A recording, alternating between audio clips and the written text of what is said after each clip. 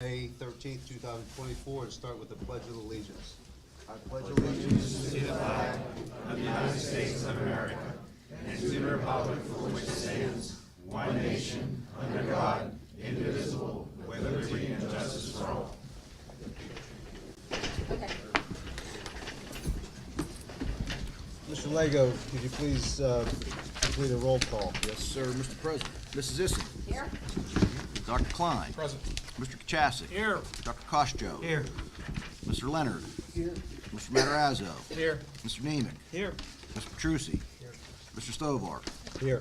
You have a quorum, Mr. President. Thank you. You're welcome. Move right into information, Dr. Harris. All right, thanks, Mr. Stovar. Kind of an exciting week coming up. Today, we had the Top 20 Luncheon, where we honored our top 20 students for the high school 12th grade senior class for academics. I see some of them in the audience tonight.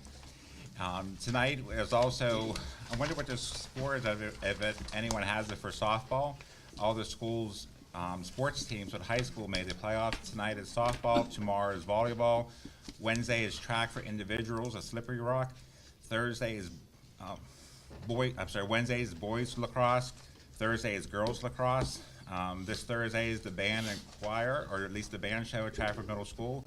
The band and the choir are going to do an assembly the next day for Trafford Middle School and Trafford Elementary School. Next week, Tuesday, is the 4th and 5th grade band concert at the high school. They do a combined concert. Wednesday is actually going to be the senior night parade, and they're adding something to it. It's called like a senior sunset, where they're going to have food trucks out back. And next Thursday is graduation. So we are busy now until the end. So a lot of fun things happening and a lot of good times. In addition to good things happening, tonight we have the mock trial team here, and I'm going to turn it over to their leader, Mrs. Christina Wookish. Hi, thank you for having us tonight. I just wanted to, Sharon Matero asked to come tonight with the Westmoreland Bar Association to present our team with the trophy. But I did want to say a few words about the team for this year. The kids have worked very hard, and what's nice about mock trial is we like to call it an intellectual sport. It's the opportunity for students to compete that have never had the opportunity to hold a ball in their hands or compete on a court. So having the opportunity to compete, not just academically, but also in their own courtroom or on the court, is what we really enjoy doing. So the team's here tonight, and I'll turn it over to Leah to present the trophy to our captains.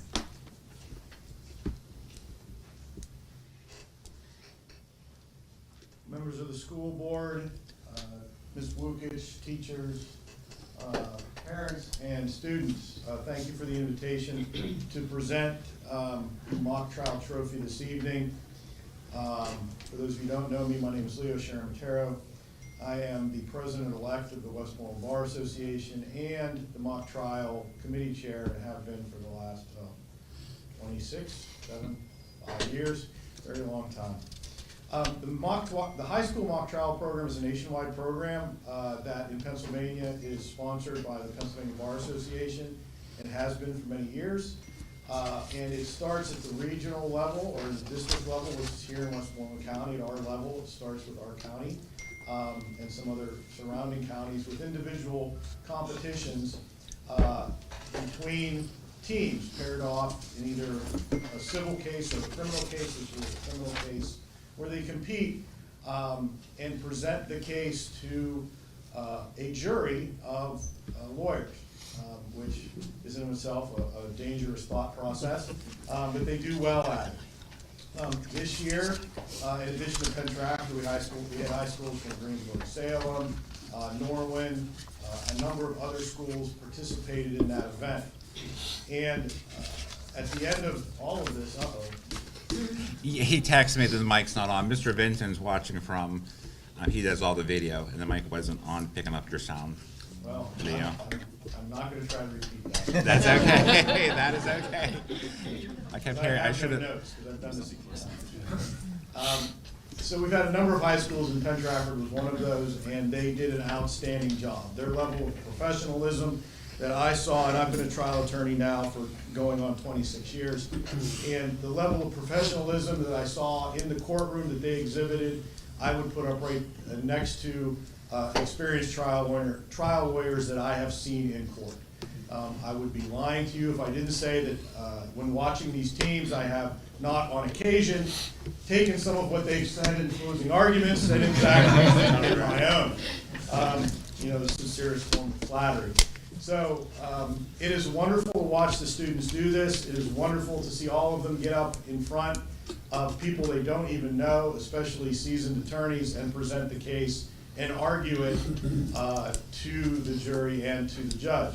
So on behalf of the Westmoreland Bar Association and the Westmoreland Bar Foundation, we would like to present the mock trial trophy to the 2023-2024 Penn Trafford mock trial high school team.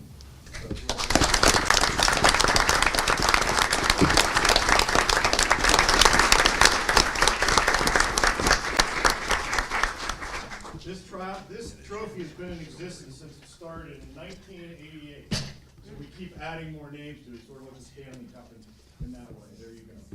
And the schools can keep it displayed until the next competition, next winter in March, when we have our next level of fun. So thank you.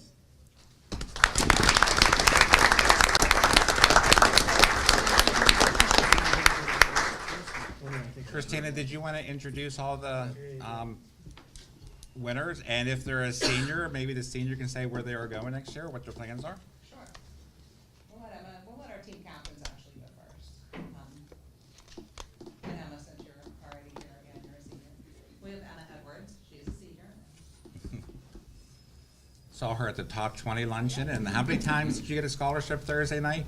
I think 4. 4 times going up on the stage? Like Ms. Wilkich said, my name is Emma Edwards. This fall, I will be attending Case Western Reserve University, studying neuroscience on a pre-med track. Can I ask a question? What court cases did you guys do? What type of? This year's court case was a criminal case where, so criminal basically means that we were fighting for first-degree homicide. So we have the prosecution and defense side split up amongst the team members on our team, and the defendant was charged with, I believe it was first-degree homicide, conspiracy to commit murder. I think there was a third charge, but the case was so long ago, it feels like, so. But yeah, it was really fun. But yeah, it was really fun this year to kind of see the case sort itself out as we discovered new, it's called little hidden Easter eggs within the case. So yeah. Great, thank you. Jared Miller. Jared is our other team captain, and he's a junior. Hello, everyone. Tell me about mock trial. For me, mock trials, one of my favorite things to do at the high school. I really enjoy arguing back and forth. I love argument, crafting argument, especially opening and closing arguments. They're some of my favorite things to do in mock trial. And I just really enjoy having the opportunity to compete against other schools in the area with this wonderful team.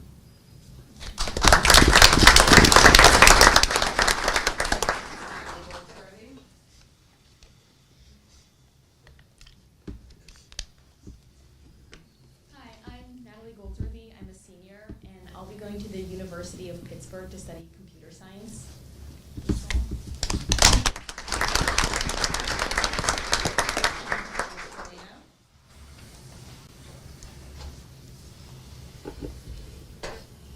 Hello, my name is Thomas Ferlino, and this fall I will be attending Slippery Rock University to major in mathematics with a concentration in actuarial sciences.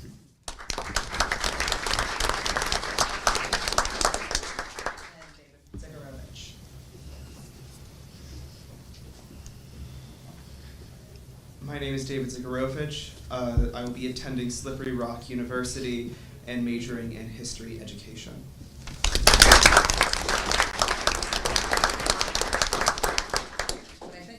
interesting about mock trial is that everybody that is participating in mock trial, they're not all future lawyers.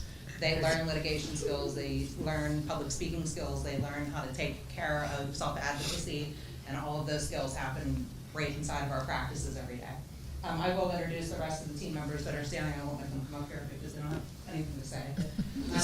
If you guys just want to wave, Zachary Conti, Ed Fenway, Adi Freakingley, Danica Wokich, Eliza Kleinschmidt, Emily Bender, Maddie Watson, Sienna Lloyd, I'm gonna mess it up.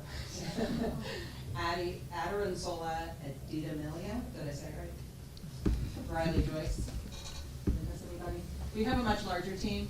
This is just the members that could make it this evening. Ms. Wokish, can we get a picture with the trophy? Yeah. Against the yellow That would wall? be We great. used to have a backdrop there. It just, I don't know where the backdrop went. Tonight we were competing for Katie Quiz. Gotcha. I You needed took the backdrop for it. So it's your we fault. actually just came out. All right, if they can come up against there and get a picture. And also, I just wanted to recognize Steve Fulton. He's our attorney coach, and he spends countless hours with us for free. So.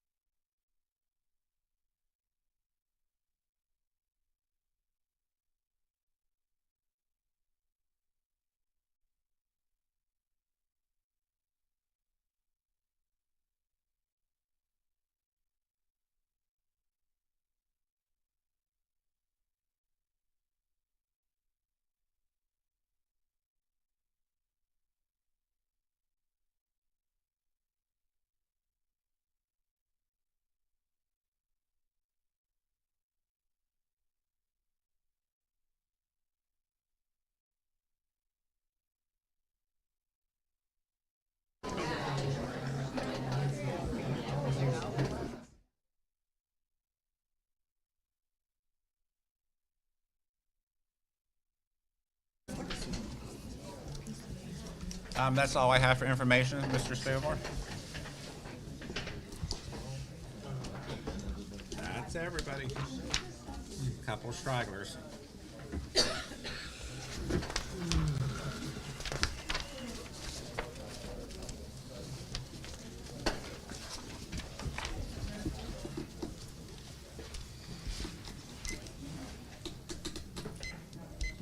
Okay, next, recognition of visitors. Procedure for audience recognition. You must state your name, address, group affiliation, if any. Your statement will be limited to 3 minutes in duration. All statements shall be directed to the president, and no participant may address or question a board member individually.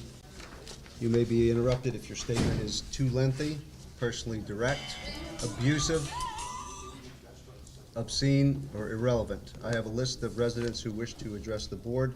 Your name will be called in the order in which you signed up. The first one is Destiny Wall. Hello,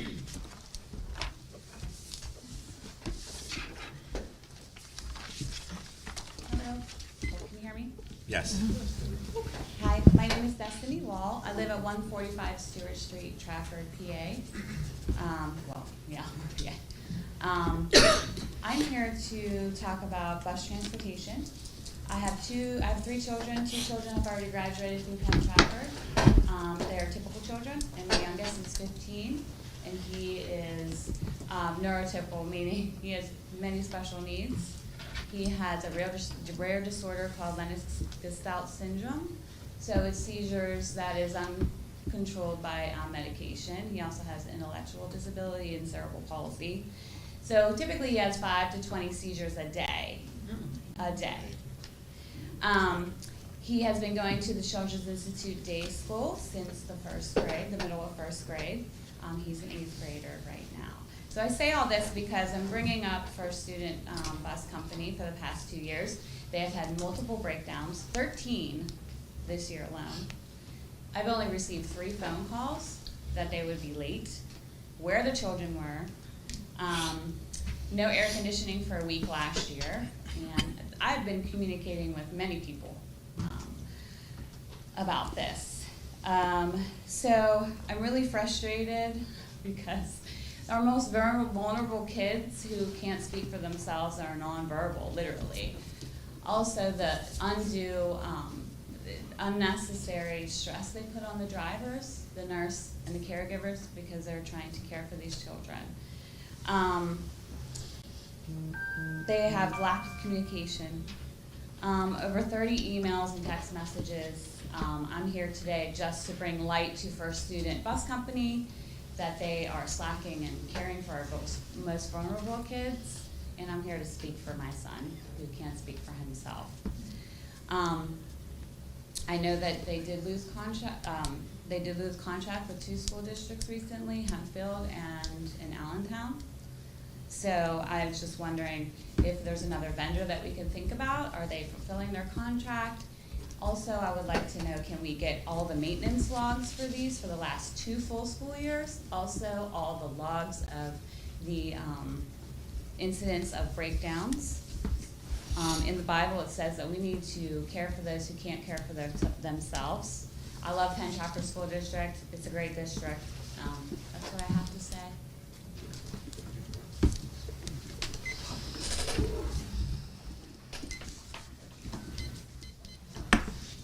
Next up is Melissa Weiner.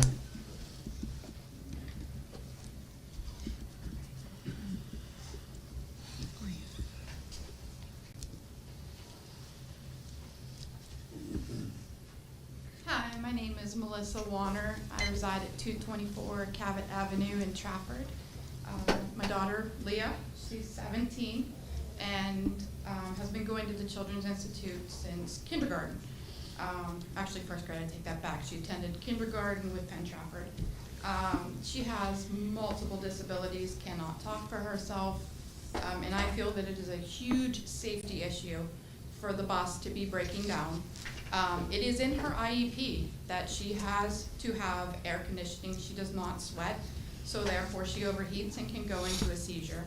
And I just think it's a huge safety issue that the bus keeps continually breaking down. And as a working parent, when the bus is late in the morning, I'm late for work because I have to get her on the bus. So I feel like that's just not fair. It's not fair to the kids, and it's not fair to the people on the bus, and it's not fair to me. It's not fair to my work. Also, when the bus breaks down and doesn't get home till after 4 o'clock in the afternoon because of the hour-long bus ride already, going to Shadyside and coming back, I mean, that puts a huge strain on the kids. They don't understand. And I do give a lot of credit to the bus driver, the nurse, and the aide on the bus. They are huge, huge lifesavers, and I'm very grateful for them. Just the issues with the bus and first student needs to be addressed. Thank you. Thank you. Dr. Harris, do you know how many times these buses have broken down? 13, I've been working with Mrs., with, And what's first students' response? they say it's gonna be fixed, and then they fix it for like a day or two, and then it breaks down again, and then they also have an alternative bus, and that actually broke down.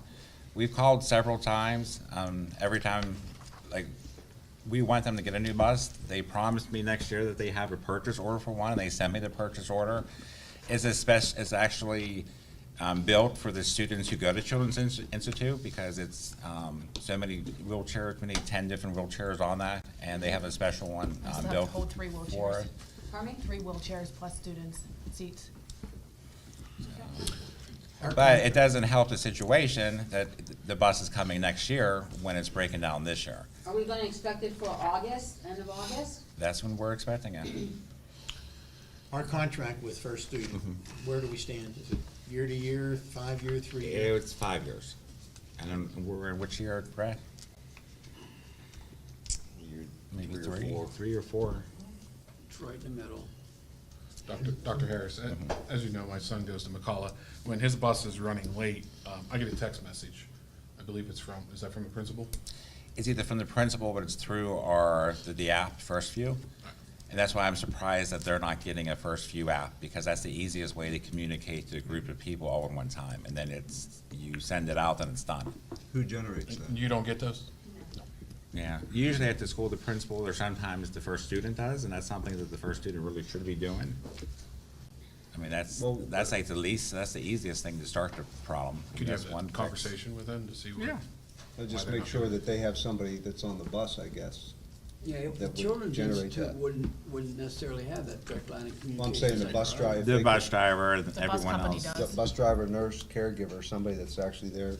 There's no reason why the Trigger first the student can't message do it. for the- I mean, it's for the a parents. very simple message, unless it's broken down, just so they kind of know.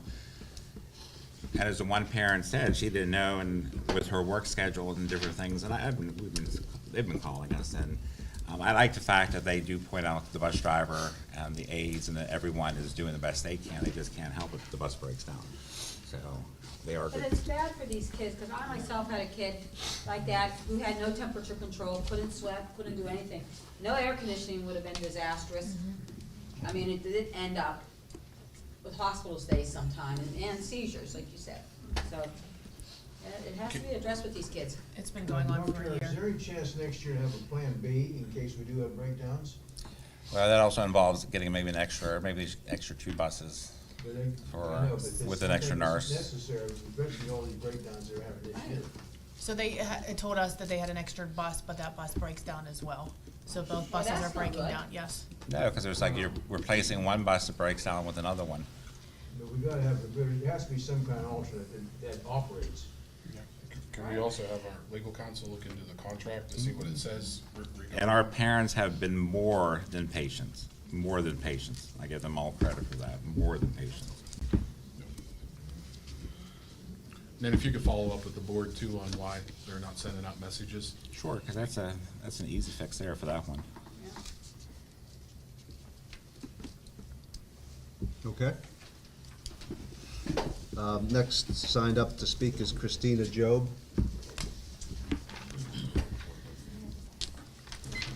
Good evening. My name is Christina Job. I live at 2026 Stonebridge Court. I have 2 students in the school district, a son at the high school and a daughter at the middle school.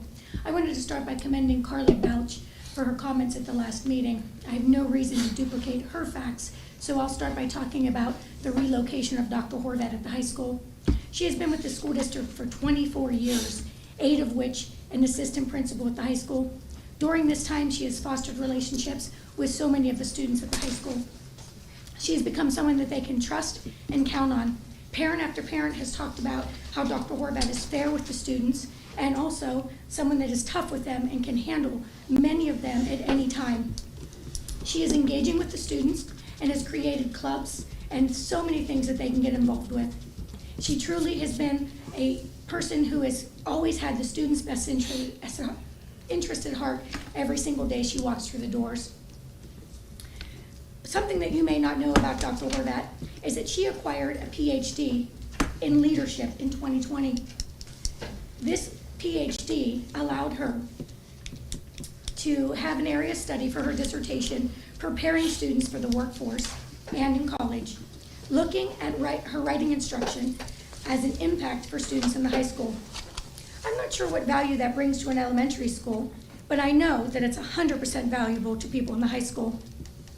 Moving her to an elementary building with those credentials is quite alarming to me. A strong female presence is so important and needed at our high school. She is just as great with providing discipline and ongoing support to males at the high school as well. We need to continue the strength that we have in that building, and she is willing and able to deal with every situation as it comes and not sweep anything under the rug.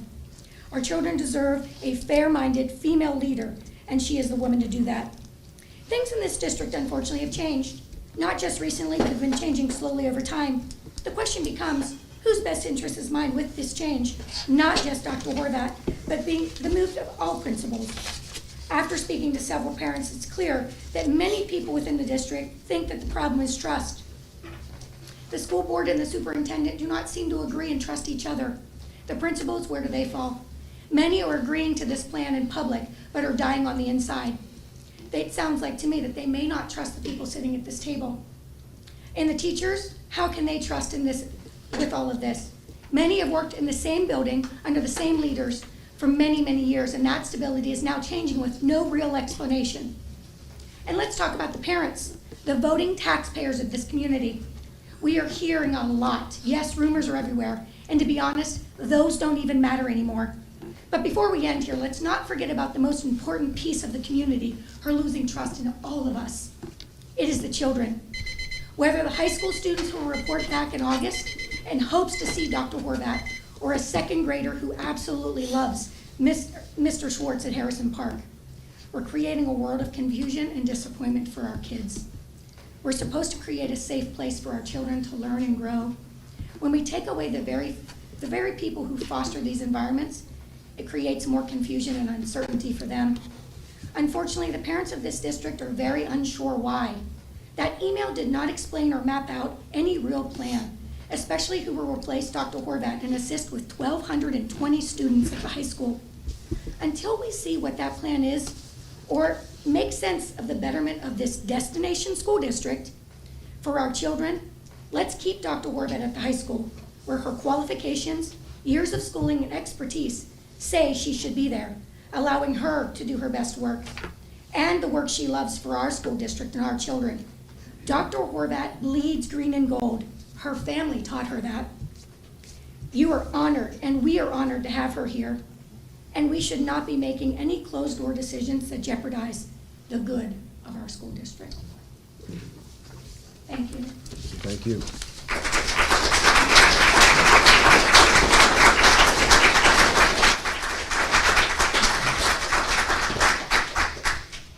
Next up is Quinn Matz.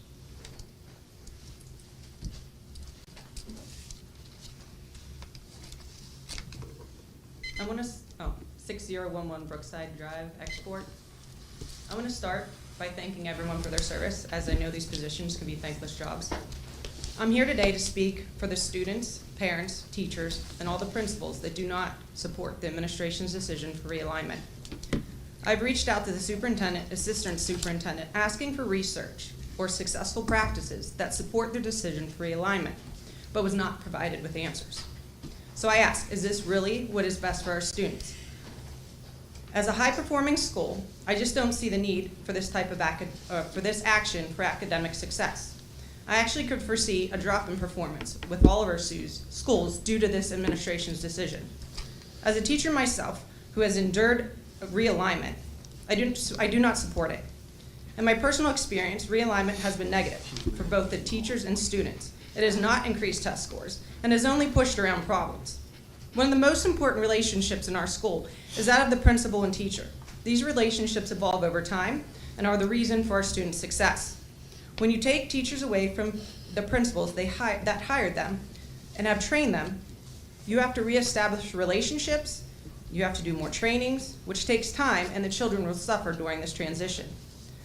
As a board, I'm sure you're aware of how important it is for consistency. Moving these principals every 3 to 5 years, does that even make sense? Are the principals going to do the same thing at every school? We all know that's not going to happen. And it is rumored that the 3 to 5 year rotation is not even a real plan, but just a lie that's used to deceive our parents. At this time, where teachers are leaving the profession at an all-time high rate due to the stress of the job, I just don't see the benefit in adding unnecessary stress to your staff. The way the administration pushed this out to the public was disrespectful and sneaky, in hopes of sliding it through. Meeting on a Monday morning, not respecting everybody's busy schedule, the staff and parents deserve better. It is my understanding there's some relationship conflicts that created the desire for these moves. These type of employees that complain are never going to be happy and create issues for the students, the staff, and parents and principals. Again, is this in the best interest for our students? These kind of decisions should be made with children and the majority in mind, not the few that are complaining. The problems that exist before realignment will continue to be a problem, but just with a new school or a new principal. Schools tend to push around problems instead of dealing with the real issues. In conclusion, I am asking for the board to speak on the behalf of the public and demand that the superintendent explain the decision and be transparent. What are the reasons to put all the children, parents, and teachers through more stress and change when it's clearly not needed? I also ask that you please consider doing the right thing and reverse this decision by the superintendent. Thank you.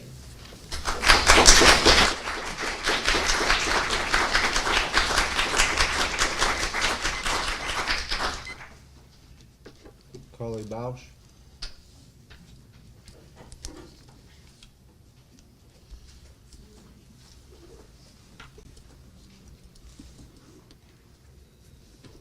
Carly Bouch, 222 Woodlawn Drive.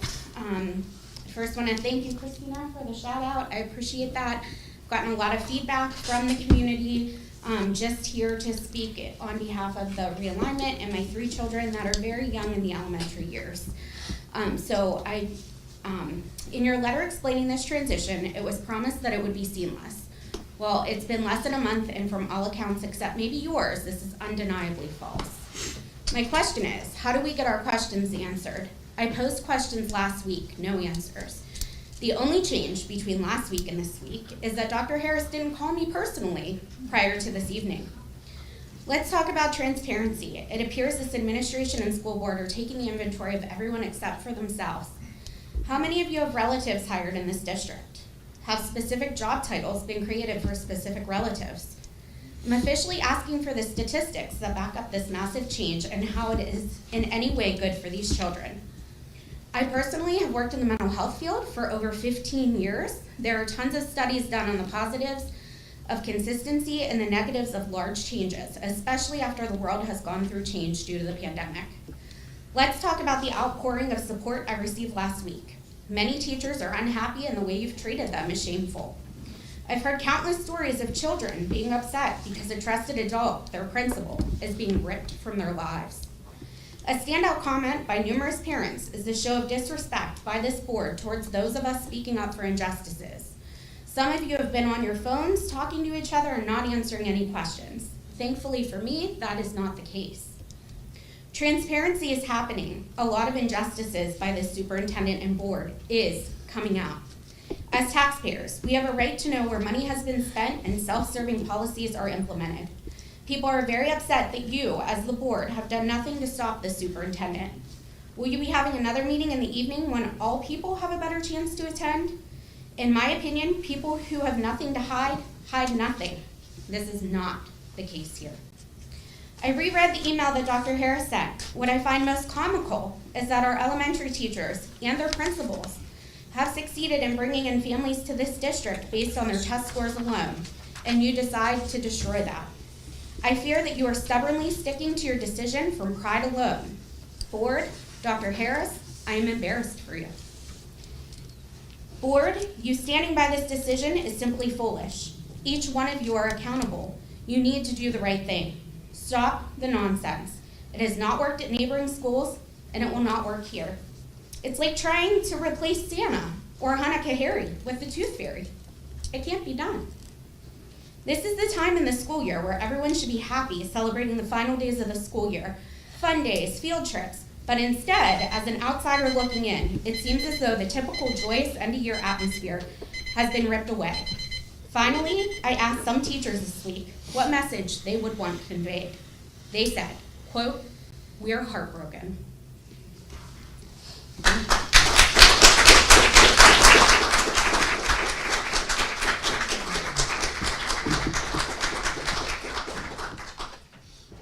Thank you. That's all that signed up to speak tonight. So we're gonna move into old business, and there are no items under old business. Earlier today, we held an executive session at 5 PM, and the board discussed personnel matters and contract negotiations. And then, moving on, this evening, I have an executive session, I have consent agenda motion. Does anybody wish to remove any of the items on the consent agenda?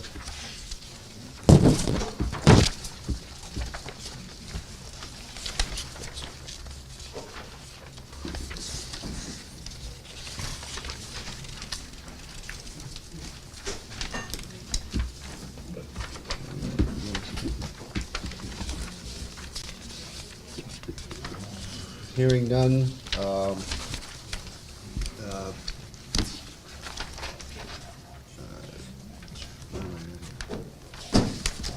Number 4? yeah. Right? So I have a motion to approve the consent agenda items as submitted under one motion. So moved. Second? Question. Question being called for, this will be a roll call vote. All in favor of the motion say aye. Aye. All opposed, no. Motion carried. Move on to personnel and curriculum. Mr. Kachasik.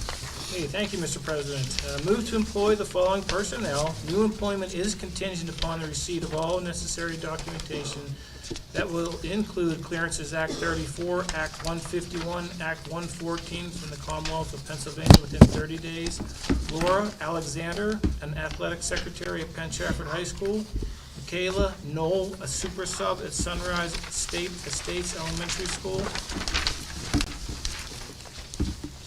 Angelina Brady, a super sub tutor at Penn Trafford High School. Travis McKillop, a head varsity wrestling coach at Penn Trafford High School. And Larry Holman, a varsity wrestling assistant coach. Second. Question. A question being called for, this will be a roll call vote. All in favor of the motion say aye. Aye. All opposed, no. Motion carried. I move to accept the retirement resignations of Melissa Mattis, a teacher at Trafford Middle School, and John Milovek, a teacher at Penn Middle School. Second? Question.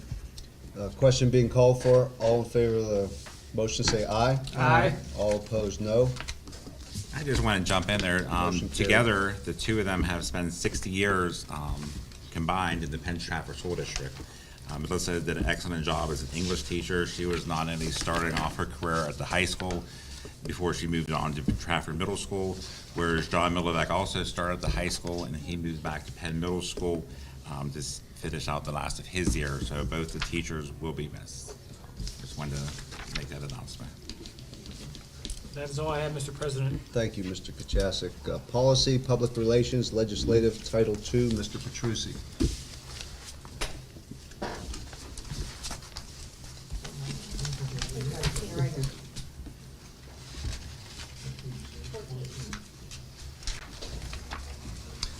Last page, Nick. Not so lucky. Yeah. It was?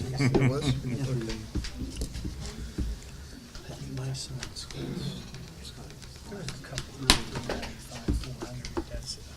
Approve the graduate list for the class of 2024. May 13th board meeting on policy proclamation. Is that something? No, up there, Right here, Nick. Up, right here. next page, Nick. Next page. Destiny, I want to talk to you after the meeting.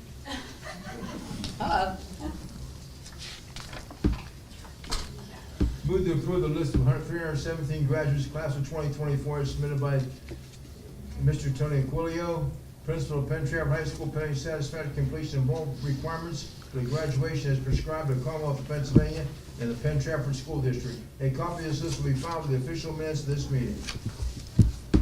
Second. Question. Question being called for. This will be a roll call vote. All in favor of the motion say aye. Aye. All opposed, no. Motion carried. As of now, this will be one of our last classes, above 300 for a little bit too. Really? Yeah. When you look at the numbers, we could always get seniors over the year, but you can come, I just wanted to make a note of that. I'm sorry.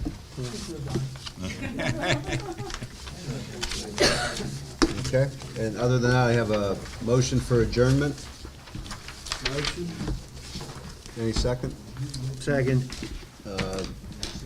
This motion to adjourn the meeting here, all in favor? Aye. Those opposed? Meeting adjourned.